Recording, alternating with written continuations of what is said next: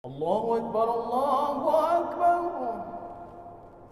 Setelah Rasulullah hijrah ke Madinah, beliau menukar Yasrib dengan Madinatul Munawwarah.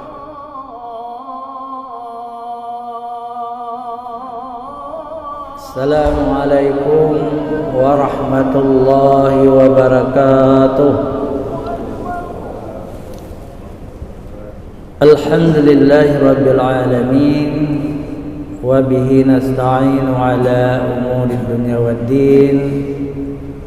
Asyhadu an la ilaha illallah wahdahu la syarikalah, wa asyhadu anna Muhammadan abduhu wa rasuluh. Allahumma shalli ala sayyidina Muhammad wa ala alihi wa sahbihi ajma'in, amma ba'd. Puji syukur senantiasa kita panjatkan kehadirat Allah, pencipta semesta alam. Selawat dan salam kepada junjungan kita Nabi besar Muhammad sallallahu alaihi wasallam beserta keluarga dan sahabat beliau sekalian. Yang kami hormati guru-guru kami yang hadir di subuh yang mulia ini, hadirin wal hadirat yang dirahmati Allah, juga tamu-tamu kami yang datang dari luar kota salat di Masjid Raya Baitur Rahman, dan selanjutnya kepada pendengar radio yang sedang siaran langsung RRI Banda Aceh, Radio Baitur Rahman, dan Serambi FM. Mudah-mudahan pagi ini kita mendapat secercah ilmu dari ilmu-ilmu Allah yang tidak terhitung luasnya. Hadirin wal hadirat yang dirahmati Allah, alhamdulillah jamaah haji semuanya yang dari Aceh sekarang ada di kota Rasul, di kota Madinatul Munawwarah. Di sana di samping ibadah salat arba'in 40 rakaat, juga mereka mengaji di dalam masjid, mendengar ceramah, dan ada yang ekstra. Kadang-kadang mereka itu mengambil umrah untuk keluarganya dan ziarah ke tempat-tempat yang bersejarah. Hadirin wal hadirat yang dirahmati Allah, kota Madinah sebelum Rasulullah hijrah itu namanya Yasrib, ya. Setelah Rasulullah hijrah ke Madinah, beliau menukar Yasrib dengan Madinatul Munawwarah, dan Rasulullah melarang umat Islam menyebut Yasrib. Itu ada sebabnya, ya. Barang siapa menyebut Yasrib itu harus bertaubat, istighfar, artinya dosa. Kenapa Rasulullah menukar nama Yasrib menjadi Madinatul Munawwarah? Arti Yasrib itu adalah reruntuhan, jadi hancur, kehancuran, itu arti Yasrib. Atau bahasa Aceh rele. Misalnya di Aceh besar ada satu kampung namanya Rele, tapi ini kebetulan ya, tidak ada hubungan dengan Yasrib. Yasrib artinya kehancuran, jadi rusak. Rasulullah menggantikannya dengan Madinatul Munawwarah. Apa artinya? Madinah itu kota, ya, kota. Munawwarah yang memancarkan cahaya. Nah, itu. kota yang memancarkan cahaya. Cahaya apa? Cahaya tauhid, cahaya keimanan. Itu cahaya Islam. Dari Madinah memancarkan ke seluruh dunia. Itu Munawwarah. Dari Madinah Islam berkembang ke seluruh dunia, termasuk ke Sumatera. Itu dari Madinah. Karena Rasulullah hijrah ke Madinah. Di Mekah, tanah Mekah kurang subur untuk menerima Islam waktu itu. Musuh-musuh Nabi ada di Mekah. Orang Quraisy yang tidak mau masuk Islam ada di Mekah. Malah paman Rasulullah, Abu Jahal, juga Abu Talib, tidak mau masuk Islam. Musuh-musuhnya banyak. Abu Lahab paman Rasulullah, Abu Jahal musuh Rasulullah, ada di Mekah. Tapi ketika Rasulullah hijrah ke Madinah, itu orang Madinah berduyun-duyun masuk Islam. Masuk Islam tokoh-tokoh luar biasa, menyambut Rasulullah, mengembangkan Islam. Rasulullah mendirikan masjid. Jadi di Mekah Rasulullah tidak sempat mendirikan masjid. Ada misalnya Masjidil Haram, itu bukan Rasulullah yang mendirikan. Karena Masjidil Haram sudah ada sebelum Rasulullah. Sejak Nabi Adam sudah ada Masjidil Haram, Ka'bah.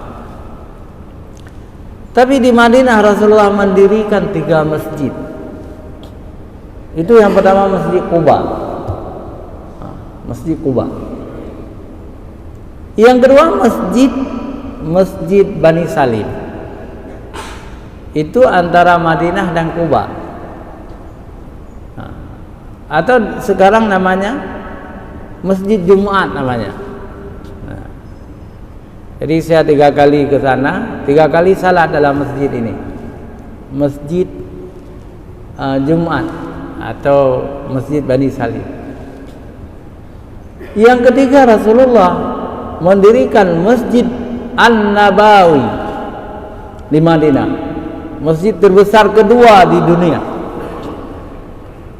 Jadi masjid terbesar pertama di dunia Masjidil Haram, sangat luas. Yang kedua Masjid Nabawi. Yang ketiga masjid terbesar adalah Casablanca di Maroko. Yang keempat Masjid Saddam Hussein di Baghdad. Yang kelima Masjid Raja Faisal, tapi bukan di Arab, di Pakistan. Yang keenam ada beberapa masjid lagi, masjid di Timur Tengah. Tapi yang ke-10 masjid terbesar di dunia adalah Istiqlal Jakarta. Jadi bangga juga kita.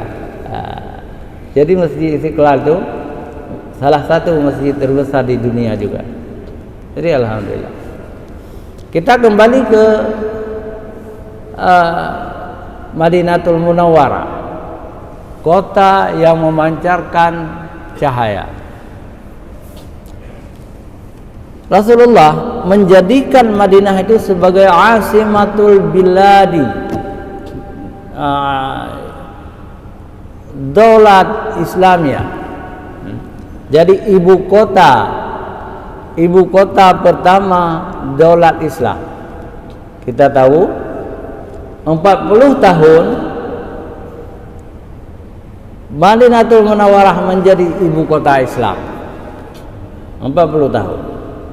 10 tahun Nabi pemimpin, jadi presidennya atau raja adalah Rasulullah. Itu 10 tahun. Kemudian dilanjutkan oleh 4 khalifah, Abu Bakar, Umar, Utsman, Ali. Itu 30 tahun. Tambah 10 tahun jadi 40 tahun. Itu ibu kota negara Islam. Luar biasa Madinah.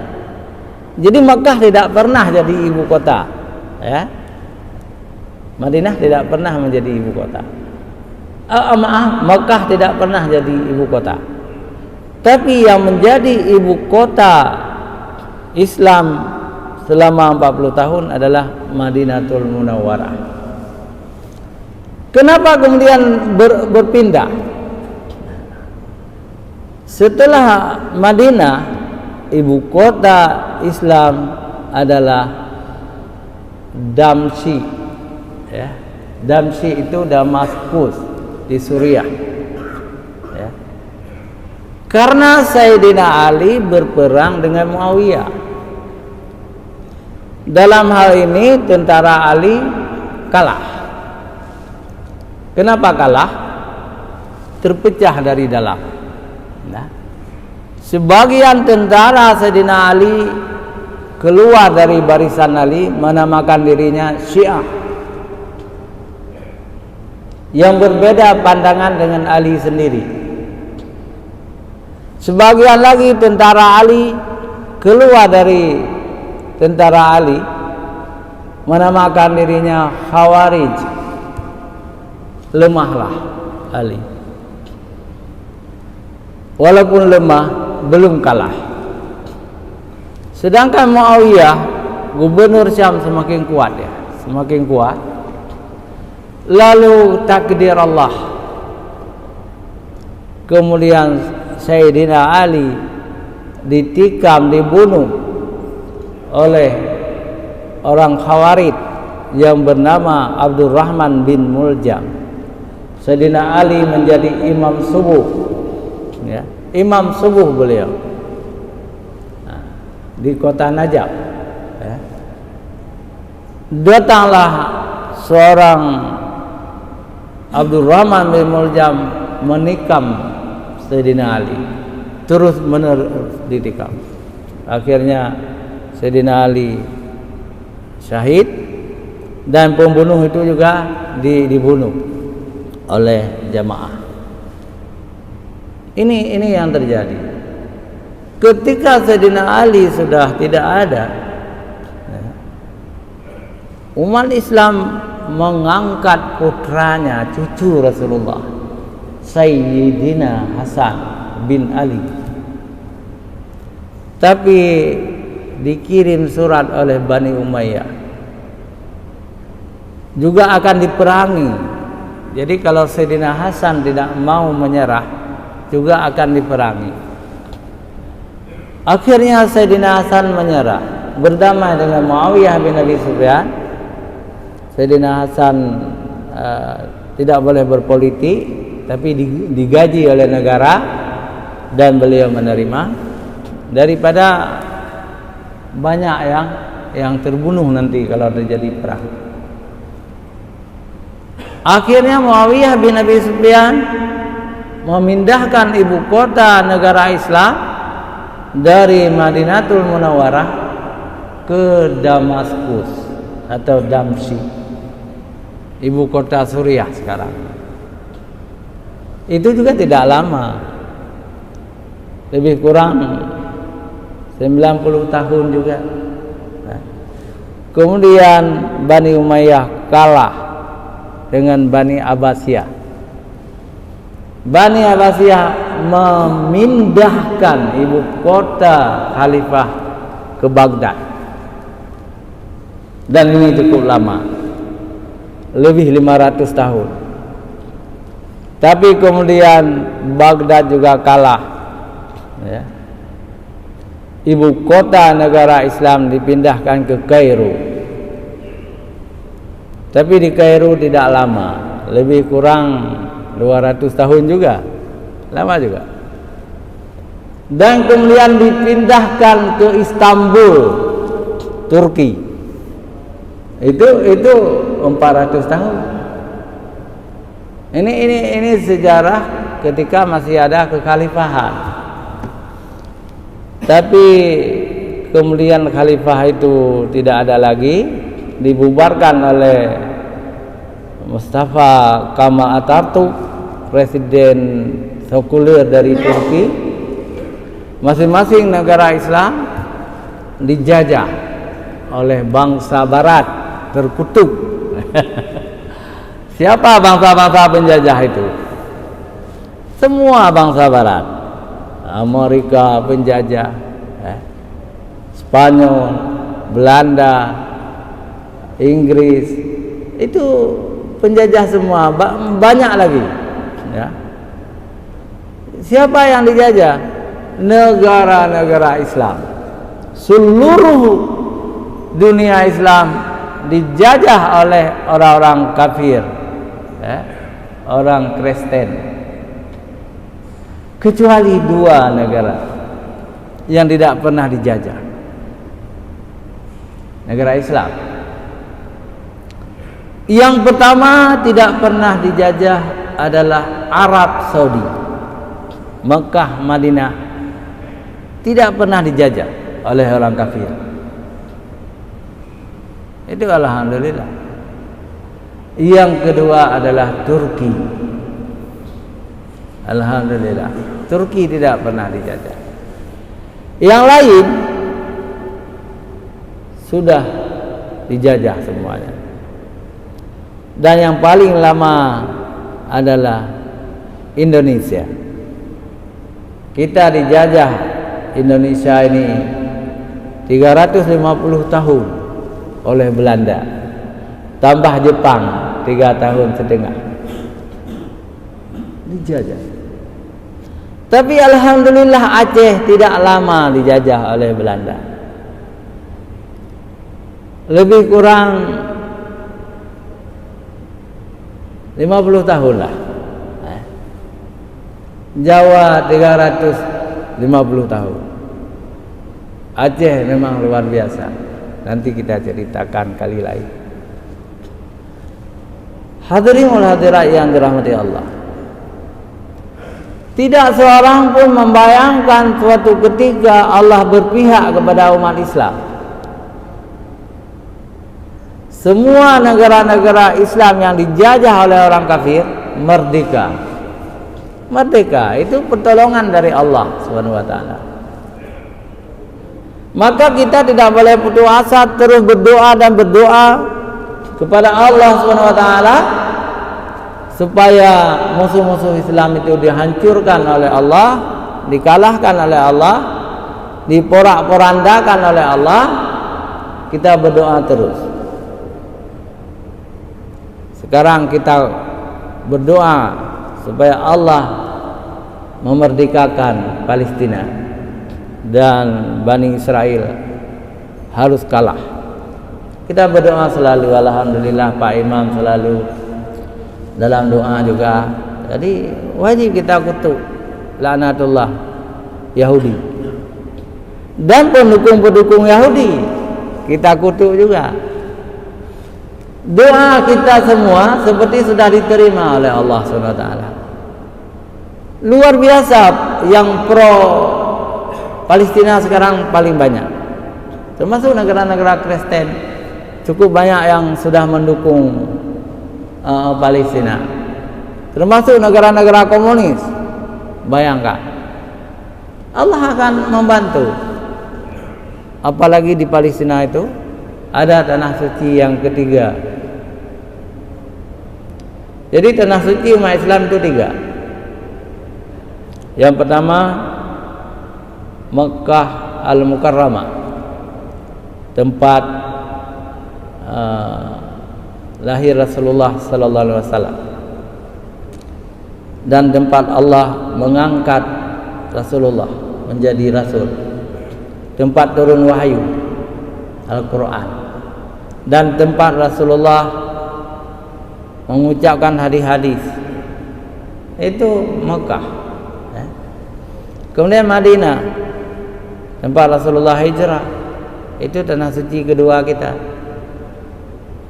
Jadi di situ makam Rasulullah, tempat turun wahyu, tempat Nabi mengucapkan hadis-hadis, tempat makam para sahabat. Dan yang ketiga tanah suci umat Islam adalah Baitul Maqdis. Yerusalem di Palestina. Itu lain tempat, lain pahalanya. Kita salat di Masjidil Haram, itu pahalanya luar biasa kan, 100.000 ya, 100.000. Jadi 100.000 kali kita salat di Masjid Baitur Rahman. Makanya orang menghabiskan harta umrah, haji, itu sebabnya. Kita salat, misalnya salat zuhur 4 rakaat, itu 100.000 kali ya.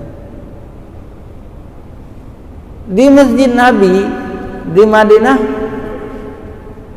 itu juga 10.000, 100.000 dengan 1.000 ya, 1.000. Juga di Baitul Maqdis, di Baitul Maqdis ada pendapat ulama separuh dari Masjid Nabi, berarti 5.000 500.000 ya, 5.000 ya. Kalau 100.000, 50.000 lah. Maka orang memburu, orang-orang yang sadar, yang tahu begitu. Sekarang sedang ibadah, tidak keluar dari Masjid Nabawi, tidak keluar. Baca Quran, ya. Baca Quran, salat sunat, atau berdesak-desak menuju Raudhah, ya. Karena salat di Raudhah juga luar biasa pahalanya.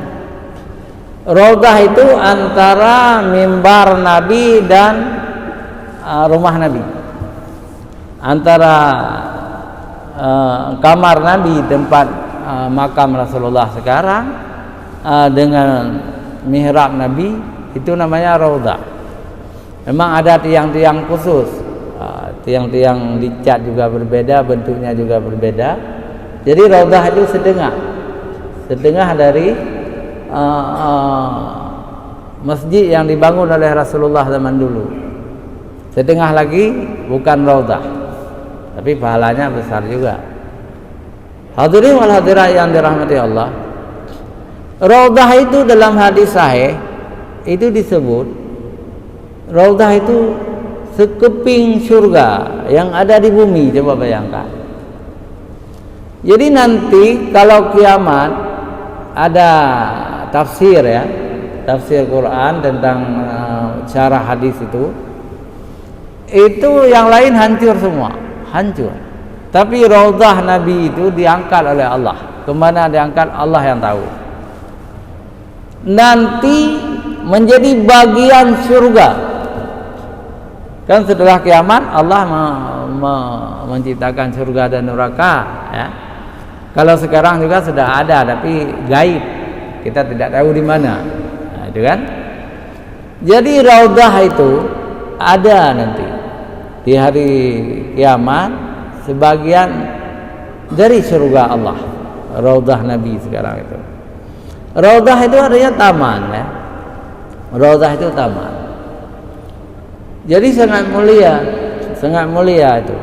Maka kita pun kalau di haji berdesak-desakan kita luar biasa, walaupun nanti dilangkahi kita, kadang-kadang terjepit sedikit, sabar. Yang penting kita bisa salat subuh di Raudhah. Kadang-kadang kita datang jam 3 malam, masuk berdesak-desakan, kita salat sunat dulu misalnya, tahiyatul masjid atau sunat fajar. Tetapi kadang-kadang tadi kita berdiri di, katakanlah di sah kedua, tahu-tahu nanti kita sudah sah kelima sana. Siapa yang mengangkat kita? Itulah orang bukan diangkat. Berdesak-desakan, kita yang kecil-kecil itu mundur sendiri tanpa terasa. Kok sudah ke sini saya? Tadi saya di sana. Karena kita takut terjepit, akhirnya kita geser sendiri. Tahu-tahu sudah saf 5. Nah, begitu mulianya raudhah itu. Hadirin wal hadirat yang dirahmati Allah. Selain raudhah yang sangat luar biasa dan tempat ma'bul mustajabah doa di raudhah di Madinah. Kalau di Makkah multazam, tempat mustajab doa. Kita berdoa di situ dalam bahasa Arab atau bahasa Indonesia atau bahasa Aceh, silakan saja. Nah, saya dulu waktu naik haji dititip amanah oleh Pak Danrem, itu Pak Syarifuddin Tipe namanya. Jadi tiba-tiba tentara ke rumah saya, besok saya berangkat. Jadi dibawa beras setengah bambu. Nah, ini Danrem. Kemudian ditelepon saya, beliau di Jakarta. Ini Ustaz Amir, ada beras, kasih sama burung-burung merpati yang ada di Mekah, di Madinah, dan kalau ada merpati di Arafah katanya. Rupanya ada di tiga tempat itu ada. Saya bagi 3. Tapi ada satu amanah yang sangat menarik. Tolong Ustaz Amir doakan supaya Aceh aman. Supaya Aceh aman. Kan waktu itu tahun 2000. Tahun 2000 Aceh masih ada masalah. Ya. Saya doakan. Saya berdoa kepada Allah. Tapi kemudian ternyata 4 tahun kemudian tsunami, dan setelah itu terjadi perdamaian antara GAM dengan RI. Jadi sedekah beliau kepada saya juga banyak. Jadi di samping disuruh bawa beras untuk merpati yang ada di Mekah, Madinah, dan Arafah, saya juga dibantu sedikit uang oleh Pak Syarifuddin Tipe. Itu sedikit itu 6 juta. 6 juta itu banyak waktu itu. Dan uang itu menjadi sedekah juga saya di Mekah, di Madinah. Kalau pagi-pagi makan nasi bungkus, itu yang jualan tuh orang kita. Orang kita perempuan-perempuan dari Jawa, Madura, di kaki 5 di depan toko. Jadi saya banyak sekali dapat uang dari Syarifuddin Tipe, saya yang bayar tuh. Makan terus. Kita sedekah kembali. Jadi itu pengalaman. Ya. Hadirin wal hadirat yang dirahmati Allah, kita tambah lagi. Jadi Madinatul Munawwarah ini didoakan oleh Rasulullah supaya diberkati oleh Rasulullah, disucikan, dan doa-doa Rasulullah diterima semuanya oleh Allah Subhanahu wa taala. Kalau Nabi Ibrahim sudah mensucikan Mekah, Rasulullah mensucikan Madinah, doa Rasulullah. Maka Allah kemudian mensucikan. Jadi Makkah kota suci bagi umat Islam, dan Madinah juga kota suci bagi umat Islam. Siapa yang lebih mulia keduanya? Tentu Makkah lebih mulia. Makkah lebih mulia. Lihat saja pahala salat tadi. Pahala salat di Makkah 100.000. Di Madinah cuma 1.000 ya. Jadi beda kemuliaannya. Kemudian nanti kita dibisi oleh setan. Itu kebanyakan jamaah haji awam. Arti jamaah haji awam, jamaah haji yang tidak punya ilmu. Itu jamaah haji awam. Nanti pulang ada cerita begini. Orang Makkah itu kasar, orang Madinah itu lembut. Kalau begitu wajarlah Allah menurunkan Nabi Muhammad itu di Mekah. Karena orang Makkah itu kasar. Nah, ini kalimat yang berdosa. Tidak boleh dan tidak benar tuh. Tidak benar. Orang Makkah dengan Madinah sama-sama lembutnya. Tidak kasar orang Makkah itu. Itu fitnah dari orang-orang kafir. Orang Makkah juga Quraisy, orang Madinah juga Quraisy. Bagaimana kita beda-bedakan mereka? Ini kita sudah terjebak dengan fitnah-fitnah. Sekarang di Jakarta itu juga terjebak orang memfitnah habaib, Ba'lawi, dibilang Ba'lawi bukan keturunan Rasulullah. Itu berlebih-lebihan.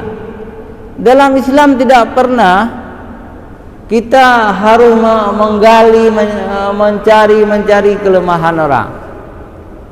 Tes DNA itu nggak boleh. Nanti kalau tes DNA banyak orang yang bukan anak ayahnya. Bisa jadi mamanya berzina dulu. Tetapi di dalam Islam anak zina itu tidak pernah berdosa. Yang berdosa bapak dan ibunya. Anak zina itu tidak berdosa. Dan kita tidak perlu memfitnah-fitnah Habib. Jadi Habib itu sudah banyak jasanya untuk dunia, seluruh dunia. Mereka berdakwah seluruh dunia. Mereka pergi. Apakah ada Habib atau tidak? Mazhab 4 ini, Hanafi, Maliki, Syafi'i, Hambali, itu mazhab Ahlussunnah wal Jamaah sudah sepakat semuanya mengakui keturunan Rasulullah lewat Sayyidina Husain. Diakui. Maka sayang sekali sama-sama Habibnya di Jakarta terpecah. Habib ini tuduh Habib itu tuduh Habib ini. Bukan keturunan Rasulullah. Ini sangat senang orang-orang kafir, orang Kristen, sangat senang ketika kita pecah. Padahal raja-raja Nusantara termasuk di Aceh banyak yang Habib keturunan Rasulullah, Said. Jadi kita muliakan Said. Nah, untuk apa? Kan enggak rugi. Tapi kita juga tidak boleh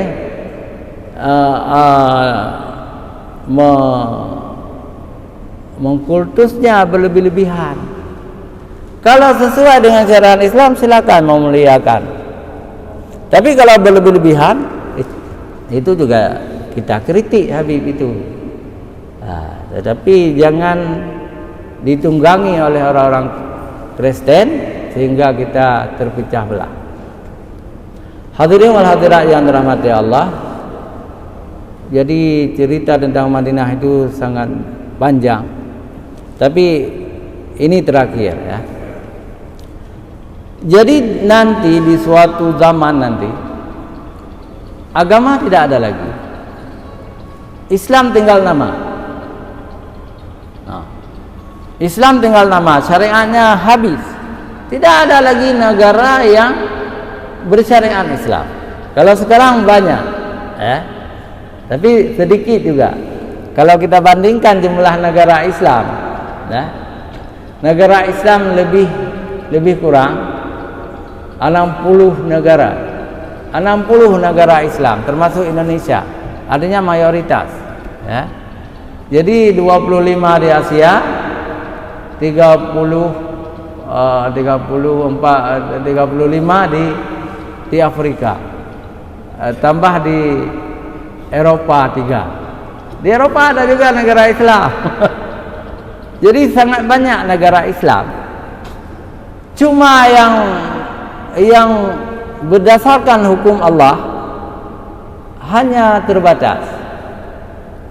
Yang masih berpegang kepada hukum Allah, yang pertama Arab Saudi, yang kedua Iran, tapi Syiah mereka itu. Yang ketiga Kuwait, yang keempat Qatar, yang kelima Bahrain, dan sejumlah yang lain yang kecil-kecil negara Islam. Mayoritas umat Islam tidak lagi berpegang kepada hukum Allah, kan? Tapi kita masih bersyukur. Kalau provinsi Aceh syariat Islam, walaupun syariat Islamnya tidak sempurna, belum ada qisas kita, belum ada potong tangan, ya.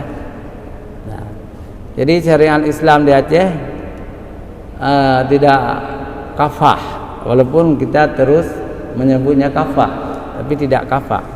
Karena kalau di Aceh itu semua begitu. Misalnya kereta api dari Krunggeku hanya Krumane.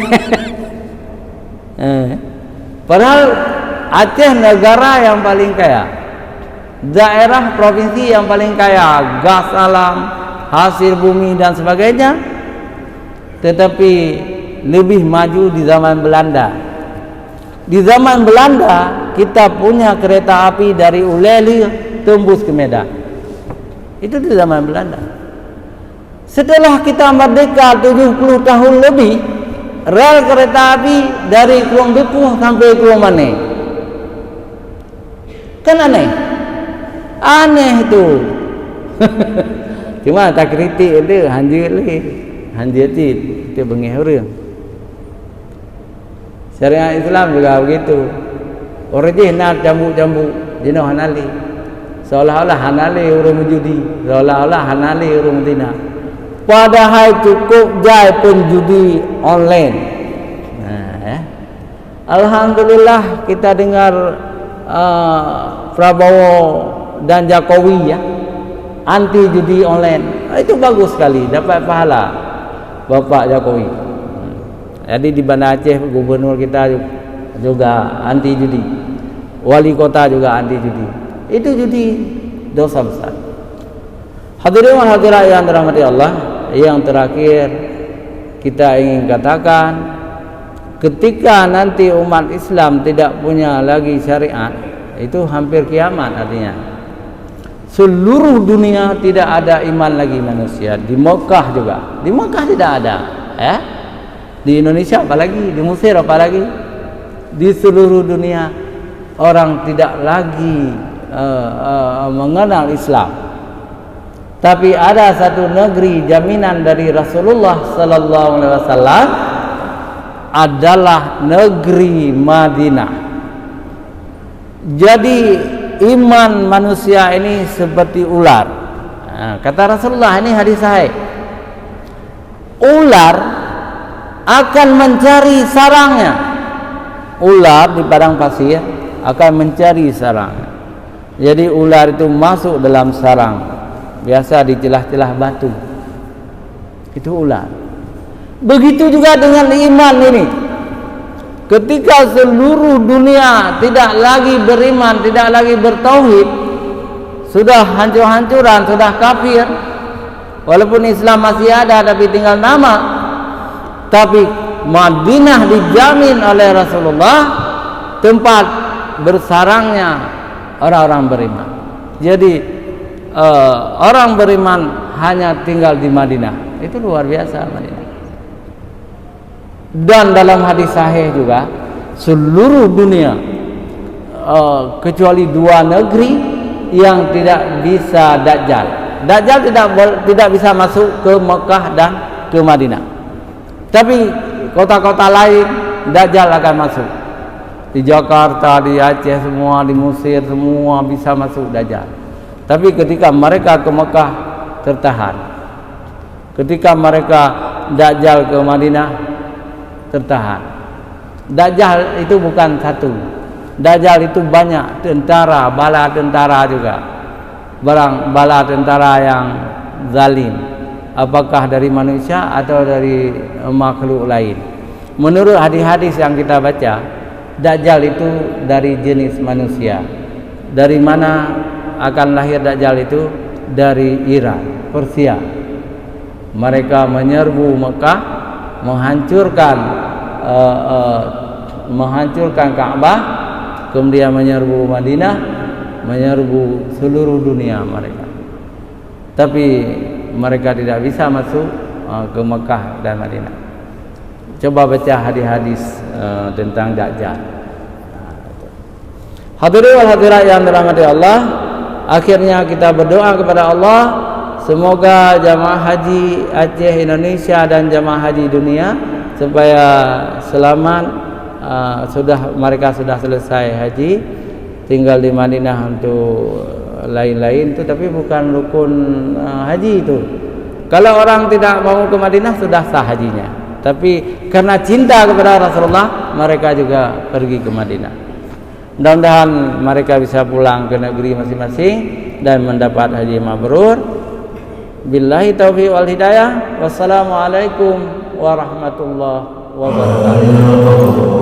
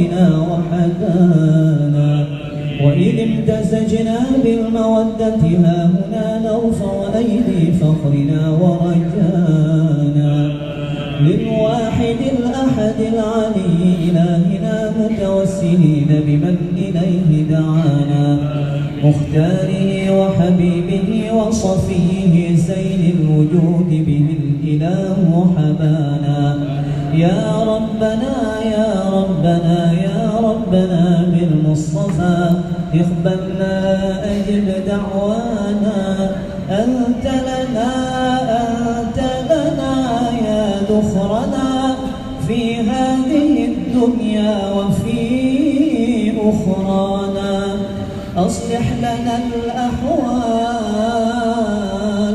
واغفر ذنبنا ولا تؤاخذ رب إن أخطانا واسلك بنا في نهج طه المصطفى ثبت على قدم الحبيب خطانا أرنا بفضل منك طلعة أحمد في بهجة عين الرضا ترانا واربط به في كل حال حبلنا وحبال من ودى ومن والانا والمحسنين ومن أجاب نداءنا وذوي الحقوق وطالبا أوصانا والحاضرين وساعيا في جمعنا ها نحن بين يديك أنت ترانا ولقد رجوناك فحقق سؤلنا واسمع بفضلك يا سميع دعانا وانصر بنا سنة طه في بقاع الأرض وقمع كل من عادانا وانظر إلينا واسقنا كأس الهنا واشفي وعاف عاجلا مرضانا واقضي لنا الحاجات وأحسن ختمنا عند الممات وأصلحا عقبانا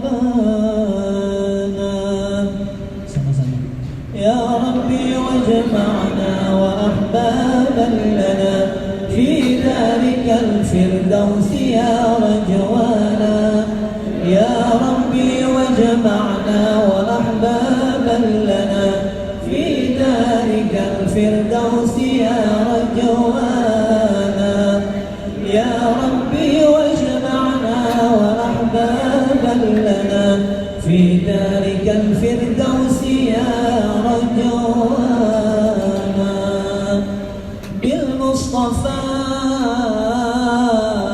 صل عليه وآله ما حركت ريح الصبا أغصانا سبحان ربك رب العزة عما يصفون وسلام على المرسلين والحمد لله رب العالمين الفاتحة